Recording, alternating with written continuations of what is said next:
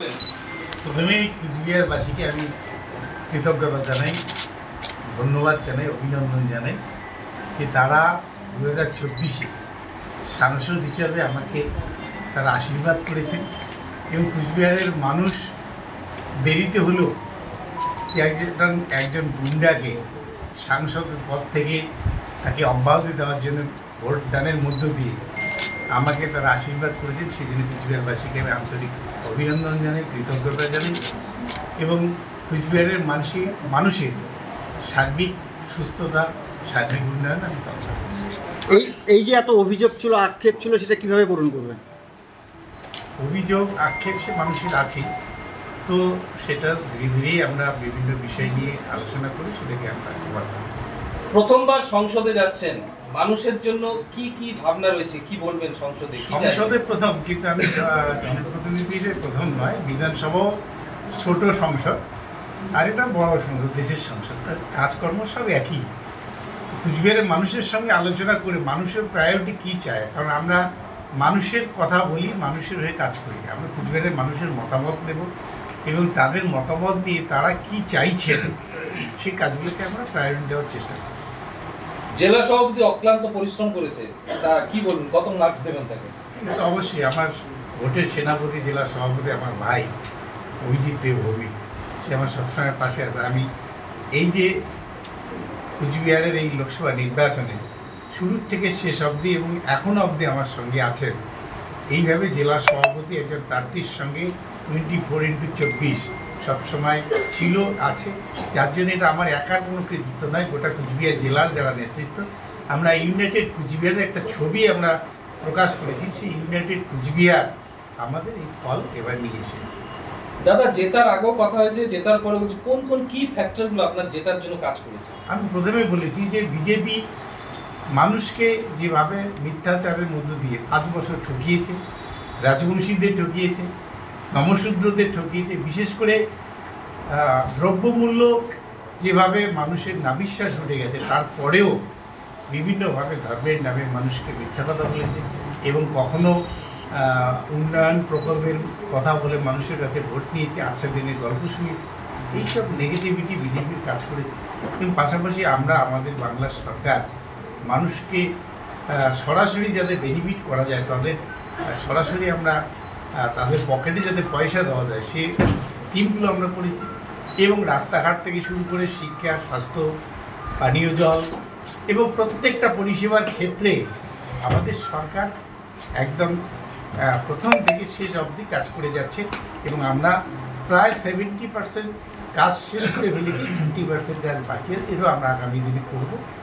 এই প্রকল্পগুলো এবং এই বিজেপির নেগেটিভিটি এবং আমাদের এই যে পজিটিভিটি, এটার সংমিশ্রণে কুচবিহার জেলার এই সিট আমরা দেখি।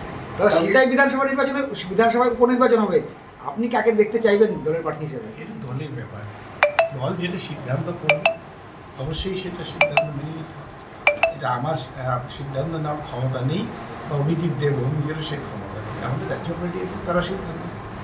না, আপনি এবার প্রার্থী হওয়াতে কি অনেকটা বেশি গোষ্ঠীকন্দল কম হয়েছে বা সবাইকে একজোটভাবে নামা সম্ভব হয়েছে? সেই তো বললাম আমি যে ইউনাইটেড কুচবিহার, সেটা আমরা যাদের ছবি আমাদের লিডাররা ছিল তারা প্রত্যেকেই কম বেশি কাজ করেছে, কেউ বেশি করেছে, কেউ কম করেছে, তো সবার মিলিত প্রচেষ্টা আমাদের কুচবিহারের আসন আমরা করতে হবে।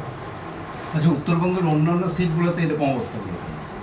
উত্তরবঙ্গের অন্যান্য সিটে যেহেতু আমি রাজনৈতিকভাবে সেখানে কাজ করিনি, আমি সেটা বলতেও পারবো না সেই এলাকার সমস্যা কী হবে, সেটা আমাদের জেলা সভাপতি আছে, উনি বলবেন। আমি যেহেতু কুচবিহারের মধ্যেই সীমাবদ্ধ ছিলাম, আমি বাইরে কোথাও যাইনি, সেই জন্য আমি সে সম্পর্কে কিছু বলতে পারবো। তার লাস্ট একটা প্রশ্ন জিজ্ঞেস করবো যে কোনোবার ভোটে হারেননি, সববারই জিতেছেন, এবারও কি এই ফ্যাক্টরটা কাজ করবে? সে তো একটা ফ্যাক্টর আছেই যে আমি কোনোদিন ভোটে হারিনি, এটা আমি বলেছিলাম যে এটা আমার কোনো কৃতিত্ব নয়, এটা মানুষের পাশে থাকি বলেই মানুষ আমার উপরে এই বিশ্বাসটা করে, তাই প্রত্যেকবার আমার যেখানে যেখানে আমি ভোটে দাঁড়িয়েছি মানুষ আমাকে আশীর্বাদ করেছে, মানুষের বিশ্বাসটা আমার উপর আছে। শ্রীমা ক্লিনিক ও দিনহাটা হেলথ কেয়ার সেন্টারে রোগী দেখছেন প্রখ্যাত চিকিৎসক ডক্টর উজ্জ্বল আচার্য, এক্স সিনিয়র হাউস সার্জন, স্ত্রী ও প্রসূতি রোগ মেডিকেল অফিসার, দিনহাটা মহকুমা হাসপাতাল। এছাড়া এখানে একই চাঁদের তলায় রয়েছে আল্ট্রাসোনোগ্রাফি, ফিজিওথেরাপি, ল্যাবরেটরি, ওষুধের দোকান, ডিজিটাল ইসিজি ও বন্ধ্যাত্ব রোগীদের পরামর্শ শিবির। নাম লেখাতে যোগাযোগ করুন 7076464165 এবং 9647600660। শ্রীমা ক্লিনিক ও Dinhata health care centre, Dinhata.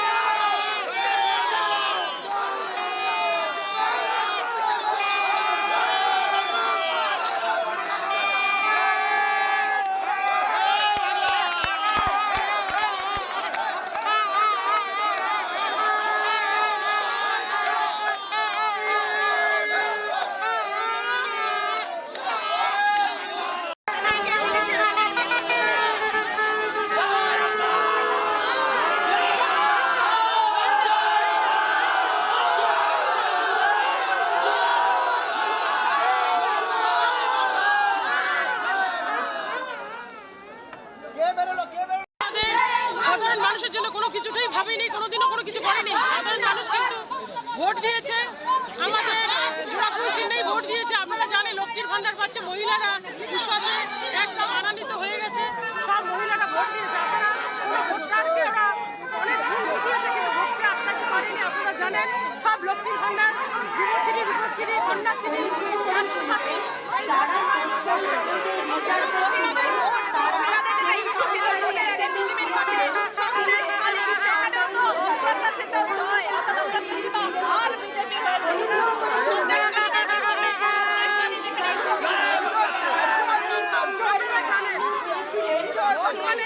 জনগণের রায়, জনগণ রায় দিয়ে দিয়েছে।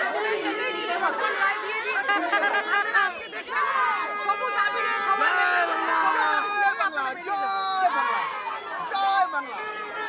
শ্রীমা ক্লিনিক ও দিনহাটা হেলথ কেয়ার সেন্টারে রোগী দেখছেন প্রখ্যাত চিকিৎসক ডক্টর উজ্জ্বল আচার্য, এক্স সিনিয়র হাউস সার্জন, স্ত্রী ও প্রসূতি রোগ মেডিকেল অফিসার, দিনহাটা মহকুমা হাসপাতাল। এছাড়া এখানে একই চাঁদের তলায় রয়েছে আল্ট্রাসোনোগ্রাফি, ফিজিওথেরাপি, ল্যাবরেটরি, ওষুধের দোকান, ডিজিটাল ইসিজি ও বন্ধ্যাত্ব রোগীদের পরামর্শ শিবির। নাম লেখাতে যোগাযোগ করুন 7076464165 এবং 9647600660। শ্রীমা ক্লিনিক ও Dinhata health care centre, Dinhata.